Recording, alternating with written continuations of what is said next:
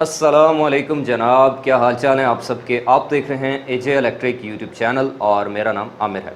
प्यारे दोस्तों, आज मैं मौजूद हूँ establishment division housing society Islamabad के सेक्टर E16 में, और यहाँ पर हमने तकरीबन आज से 3 माह पहले ये 6 किलोवाट का हाइब्रिड सोलर सिस्टम इंस्टॉल किया था, जहाँ पर अब ग्रीन मीटर की इंस्टॉलेशन भी कंप्लीट हो चुकी है।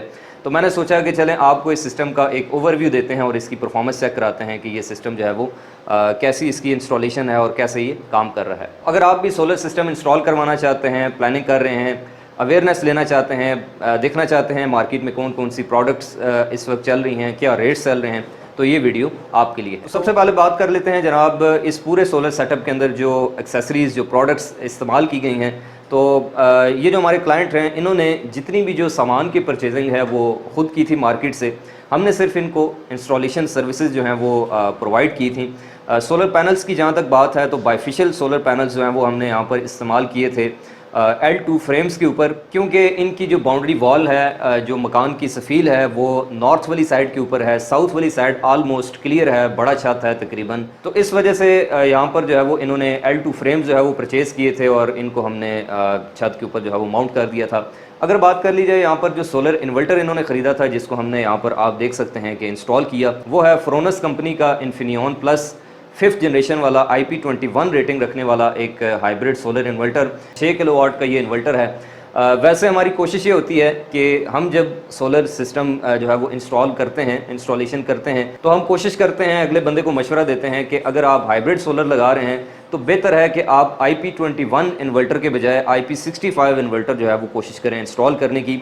फ़र्क इन दोनों में ये होता है कि अब ये देखें, IP21 इन्वर्टर है, इसके अंदर फ़ैन्स लगे हुए हैं कूलिंग के लिए। इनके फ़ैन्स का शोर भी है अच्छा खासा। लिविंग एरिया के अंदर आप इनको लगाते हैं तो नॉइज़ से जो है वो आप अच्छे खासे डिस्टर्ब होते हैं। इसके अलावा इसकी साइडों पे 2 अदद एंटी डस्ट फ़िल्टर लगाए जाते हैं, जो कि आपको तकरीबन हर माह बाद इनको खोल के इनको साफ़ करना पड़ता है। और सबसे बड़ी जो प्रॉब्लम आती है इन इन्वर्टर्स के अंदर वो ये है कि अगर आप इन इन्वर्टर्स को 6-7 माह तक या एक सीज़न इनके जो डस्ट फ़िल्टर हैं उनको क्लीन नहीं करते या फिर इनकी मेंटेनेंस का ख्याल नहीं करते, तो फिर प्रॉब्लम ये आएगी कि ये डस्ट फ़िल्टर चोक होने से, बंद होने से इतनी ज़्यादा डस्ट जमा हो जाएगी कि इसकी जो फ़ैन्स हैं ये उस तरह से हीट को एग्जॉस्ट कर नहीं पाएंगे। और उससे प्रॉब्लम ये आएगी कि अगर आपने इन इन्वर्टर्स को किसी गर्म जगह के ऊपर लगाया हुआ है, जैसे ज़्यादातर लोग इनको ममटीज़ के अंदर लगाते हैं, और ममटी आपको पता है छत के ऊपर वाले पोर्शन पे होती है, उसमें हीट पहले ही बहुत ज़्यादा होती है। तो ओवर हीट होने की वजह से, ओवर टेम्परेचर हो जाने की वजह से 0-2 नंबर फॉल्ट जो है वो अक्सर इन इन्वर्टर्स के अंदर जो है वो देखने को मिलता है। और बाद औक़ात तो इन्वर्टर्स के अंदर आग लग जाती है और बड़े हादसात भी हो जाते हैं। लेकिन इनके बरक्स अगर आप IP65 इन्वर्टर्स परचेज़ करते हैं तो उनमें चूँकि किसी किस्म का कोई फ़ैन नहीं होता, कोई उनके अंदर डस्ट फिल्टर नहीं होता, मुकम्मल जो है वो सील टाइट होते हैं। उनके अंदर रेन प्रोटेक्शन होती है, डस्ट प्रोटेक्शन होती है, इसके अलावा सन रेज़ की प्रोटेक्शन होती है। तो इनकी मेंटेनेंस की आपको किसी किस्म की कोई ज़रूरत नहीं पड़ती। यही वजह है कि इनकी जो लाइफ है वो नॉर्मल IP21 जो पंखों वाले इन्वर्टर्स होते हैं उनकी निस्बत काफ़ी ज़्यादा होती है। लेकिन बाद औक़ात चूँकि देखें, मेन जो चीज़ होती है किसी भी बंदे के लिए वो है बजट। तो अगर आपका बजट कम है तो फिर चलें, आपकी मजबूरी है, फिर आप भले परचेज़ कर लें। जैसे इस इन्वर्टर के अंदर भी आप देख सकते हैं कि साइड से जो स्टिकर है वो अभी 3 माह ही गुजरे हैं और उतरना शुरू हो गया है, तो ये थोड़ा सा क्वालिटी का फ़र्क होता है। बाकी इसके अलावा अगर बैटरीज़ की बात कर ली जाए तो यहाँ पर हमने फिनेक्स कंपनी की TX 1800 मॉडल वाली जो टॉल ट्यूबलर बैटरीज़ हैं वो इंस्टॉल की थी, 4 अदद, क्योंकि ये एक 48 वोल्ट का सोलर इन्वर्टर है। और इसके अलावा अगर मैं आपको इस पूरे सिस्टम की इंस्टॉलेशन का एक ओवरव्यू दूं तो आप देख सकते हैं सबसे मोस्ट लेफ़्ट साइड के ऊपर हमने लगाई जनाब एक अदद AC SPD surge protection device, जो कि ग्रिड की तरफ से आने वाली सर्ज से हमारे इन्वर्टर को जो है वो महफूज रखेगी।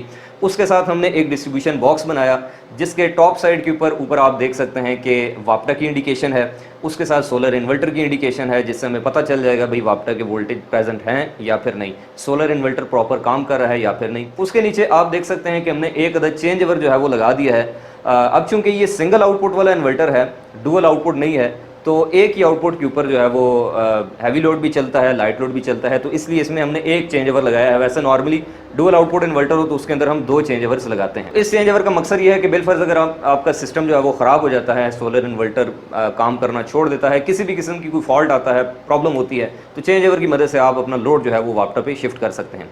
अच्छा, उसके बाद नीचे आ जाएँ तो पहला ब्रेकर है जी वाप्टा इनका, जिसकी मदद से हम जो ग्रिड की सप्लाई है उसको कट ऑफ कर सकते हैं इन्वर्टर में जाने से। उसके साथ एक अदद है जी वोल्टेज प्लस एम्पेयर प्रोटेक्शन जिसकी मदद से वापडा के अंदर जो वोल्टेज की फ्लक्चुएशंस आती हैं वो सेव हो जाती हैं जनाब, उससे बच जाता है हमारा इन्वर्टर। अच्छा, ये जो प्रोटेक्शन डिवाइस के ऊपर एम्पेयर आ रहे हैं, इससे आपने कंफ्यूज नहीं होना, ये हम वापडा को वापस कर रहे हैं। इस वक्त 12 एम्पेयर जो है ये वापडा को हम दे रहे हैं क्योंकि बाहर ग्रीन मीटर लगा हुआ है, तो ये ना हो आप समझें भाई ये वापडा से क्यों ले रहा है। उसके साथ एक अदद सोलर का ब्रेकर, 6 पैनल्स की 2 अदद जो है वो हमने स्ट्रिंग्स बनाई हैं, 12 पैनल्स हैं, और इसके साथ एक अदद हैवी लोड का ब्रेकर, यानी कि पूरे घर का जो मेन ब्रेकर है वो यहाँ से हमने कंट्रोल किया है। इसी तरह से नीचे वाली साइड पे देखें तो बैटरी के लिए एक अदद 125 एम्पेयर का हमने MCB इंस्टॉल किया, जिससे हमने ये चारों बैटरीज जो हैं वो कनेक्ट कर ली हैं। और इसके अलावा ओवरऑल आप जितनी भी जो इंस्टॉलेशन है वो देख सकते हैं कि हमने 60 की जो केबल ट्रे है पॉपुलर कंपनी की, उसकी मदद से की है। सिस्टम की नफासत भी आप देख सकते हैं, सिस्टम दिखने में भी काफ़ी खूबसूरत लग रहा है। और इसी तरह से अंदर अगर इन्वर्टर के ऊपर मैं आपको दिखाऊं तो इस वक्त तकरीबन दोपहर के 12 बजे टोटल 4000 वाट, तकरीबन 4 किलोवाट जो सोलर पैनल से प्रोडक्शन है वो इस टाइम पे ये इन्वर्टर जनाब दे रहा है। जो बायफिशियल पैनल्स होते हैं इनको देखें, इंस्टॉल करने का तरीका ये होता है कि इनको आपने हमेशा एलिवेटेड स्ट्रक्चर के ऊपर लगाना होता है। एलिवेटेड स्ट्रक्चर के ऊपर लगाकर उसके बाद जो आपके जितने भी पैनल्स हैं उनके दरमियान कम से कम आपने 1 से 1.5 फुट का जो गैप है वो रखना होता है।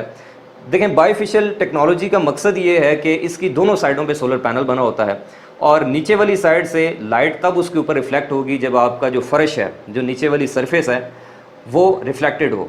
अब वो चाहे आप पेंट से करें या किसी भी रिफ्लेक्टिव मटेरियल से करें या कोई लेयर लगा दें, कुछ भी करें, आपने ये करना है कि 2 पैनल्स के दरमियान आपने जगह छोड़नी है ताकि जो सूरज की रोशनी है वो उस गैप से निकल के आपके जो छत है, जो रिफ्लेक्टिव मटेरियल है, उसके ऊपर पड़े और उस पर लग के रिफ्लेक्ट होकर वापस सोलर पैनल की नीचे वाली साइड से उसके ऊपर पड़े, ताकि वो जो एक्स्ट्रा एनर्जी है वो बने। लेकिन आप लोग गलती ये करते हैं कि आप सामान को बगैर रिसर्च किए परचेज़ कर लेते हैं या फिर किसी गलत बंदे के हाथ लग जाते हैं। अब जैसे देखें, अब ये L2 फ्रेम के ऊपर हमें मजबूरन इन पैनल्स को इंस्टॉल करना पड़ा है और L2 फ्रेम्स के ऊपर जब इंस्टॉल करेंगे तो इसकी नीचे वाली साइड तो फुल समझें कि ब्लॉक हो गई, तो वहाँ से क्या वो लाइट जाके पड़ेगी और रिफ्लेक्ट होगी। तो ये फिर चूंकि ये परचेज़ कर चुके थे फ्रेम्स, तो इसलिए हमने इसको ऐसे ही लगा दिया, क्योंकि देखें बजट जो है वो मेन चीज़ है। अगर कस्टमाइज फैब्रिकेशन करते हैं तो उसमें ज़ाहिर है बजट जो है वो अच्छा खासा जो है वो उसकी अमाउंट बनती है।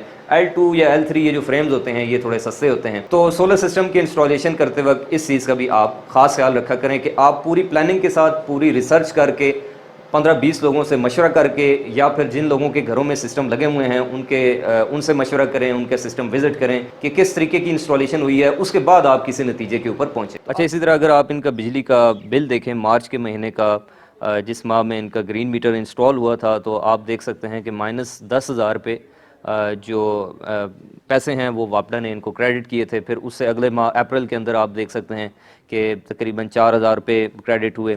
और ये जो मार्च जो है अभी रिसेंट गुजरा, मई का महीना, इसमें इन्होंने तकरीबन 712 यूनिट जो हैं वो वापडा को एक्सपोर्ट किए।